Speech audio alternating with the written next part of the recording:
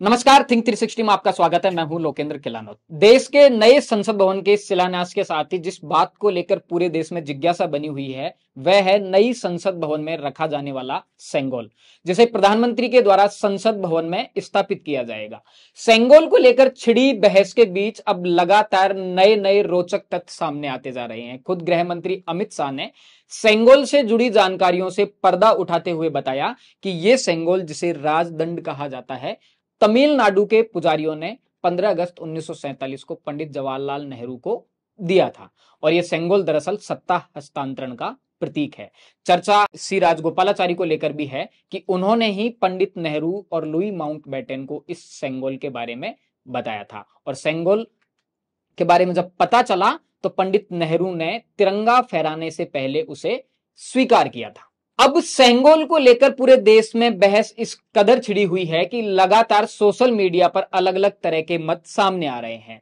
कुछ लोगों का कहना है कि दक्षिण को साधने के लिए वर्तमान सरकार के द्वारा ऐसा कदम उठाया जा रहा है क्योंकि इस सेंगोल का कनेक्शन तमिलनाडु से बताया जा रहा है। लेकिन जिस शख्स को लेकर चर्चा की जानी चाहिए उसे लेकर फिलहाल इस सेंगोल पर पूरे देश में कहीं भी चर्चा नहीं है। हम बात करेंगे इस सेंगोल यानी कि राजदंड को लेकर संविधान का, जिन्हें शिल्पी कहा जाता है, डॉक्टर भीमराव अंबेडकर का क्या मत था। इस सेंगोल को लेकर डॉक्टर भीमराव अंबेडकर का भी अपना एक मत है जिस पर देश में कहीं भी चर्चा नहीं की जा रही है। डॉक्टर अंबेडकर के संपूर्ण वांग्मय में इस सेंगोल के बारे में थोड़ा सा जिक्र मिलता है। डॉक्टर अंबेडकर ने उत्तर बनाम दक्षिण चैप्टर में लिखा है कि उत्तर और दक्षिण में भारी अंतर है।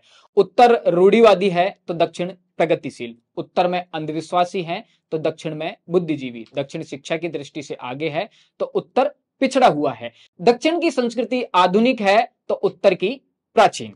डॉक्टर अंबेडकर आगे लिखते हैं कि क्या प्रधानमंत्री नेहरू 15 अगस्त 1947 को उस यज्ञ में नहीं बैठे जो बनारस के ब्राह्मणों ने एक ब्राह्मण के स्वतंत्र और स्वाधीन भारत के प्रधानमंत्री बनने के उपलक्ष्य में किया था?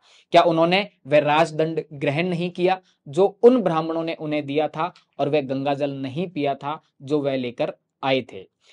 यहां डॉक्टर अंबेडकर उसी राजदंड की बात कर रहे हैं जिसे लेकर अब पूरे देश में जिज्ञासा बनी हुई है। डॉक्टर अंबेडकर इस बात का खुलासा करते हैं कि 15 अगस्त 1947 को न केवल पंडित नेहरू ने वह राजदंड स्वीकार किया था बल्कि इसके लिए बनारस के ब्राह्मणों द्वारा एक बड़ा यज्ञ भी किया गया था जिसमें नेहरू खुद बैठे थे और प्रधानमंत्री बनने से पहले उन्होंने गंगाजल भी पिया था।